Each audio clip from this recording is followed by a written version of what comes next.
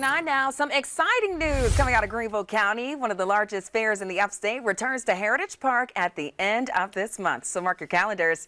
The fair brings in more than 75,000 people to Simpsonville every year. They're going to have a petting zoo, fair food, and plenty for all folks of all ages to do. Admission to the fair is $10, and kids under the age of 10, you guys can enter for free.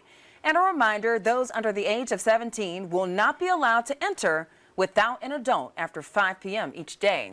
There's going to also be a clear bag policy in place. The fair is set to run from Friday, May 19th through Sunday, May 28th.